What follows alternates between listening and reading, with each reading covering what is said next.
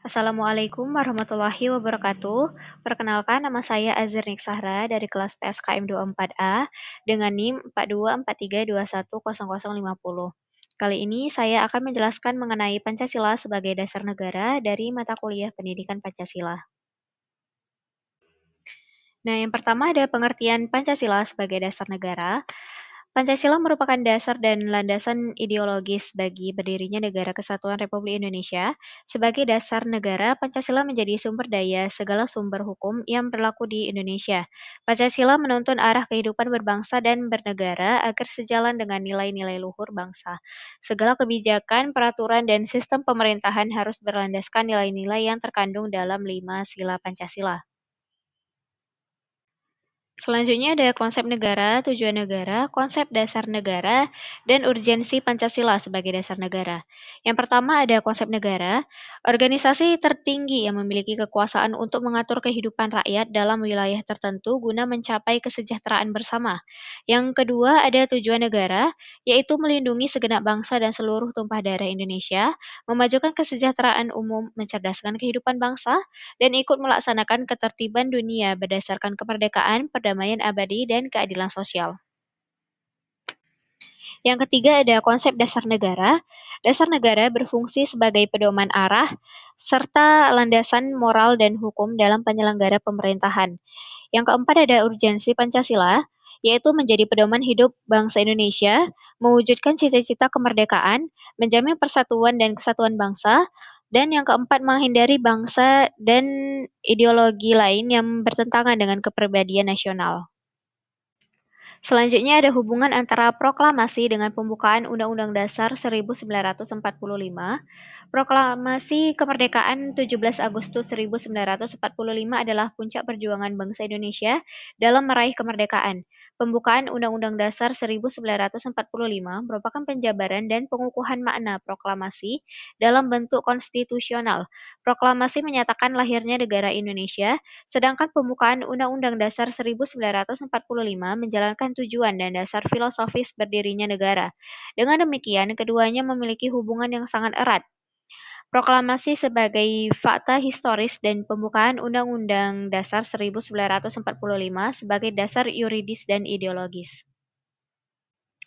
Lalu ada hubungan antara Pancasila dengan pembukaan Undang-Undang Dasar Negara Republik Indonesia tahun 1945. Pancasila termuat secara tersirat dan eksplisit dalam alinea keempat pembukaan Undang-Undang Dasar 1945.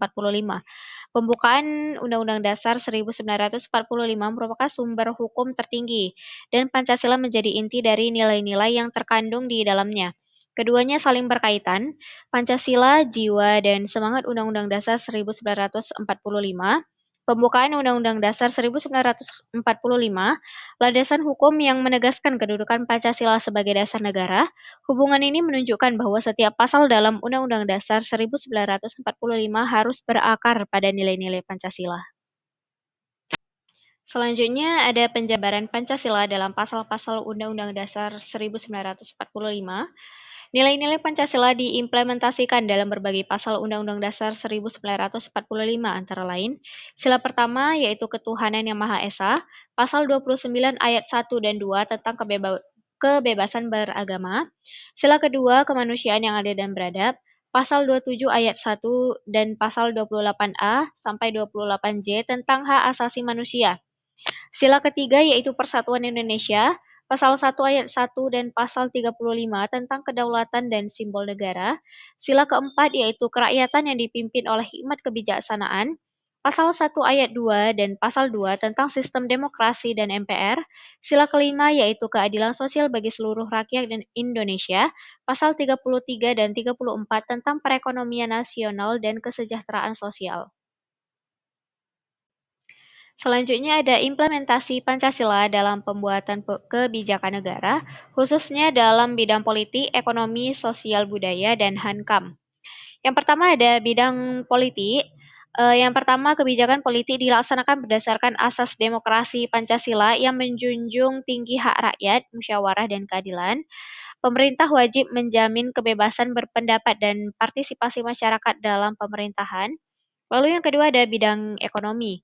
Perekonomian disusun sebagai usaha bersama berdasarkan asas kekeluargaan Pasal 33 Undang-Undang Dasar 1945. Lalu, negara berperan aktif dalam mengatur sumber daya untuk kesejahteraan rakyat, bukan untuk kepentingan individu atau kelompok. Yang ketiga ada bidang sosial budaya, menjaga dan mengembangkan budaya nasional yang berakar pada nilai-nilai Pancasila, mendorong toleransi, solidaritas, dan penghormatan terhadap keberagaman suku, agama, dan budaya. Lalu yang keempat ada bidang Hankam, pertahanan dan keamanan negara dilaksanakan oleh seluruh rakyat melalui sistem pertahanan semesta, kemudian berdasarkan semangat persatuan, cinta tanah air, dan pengabdian kepada bangsa serta negara.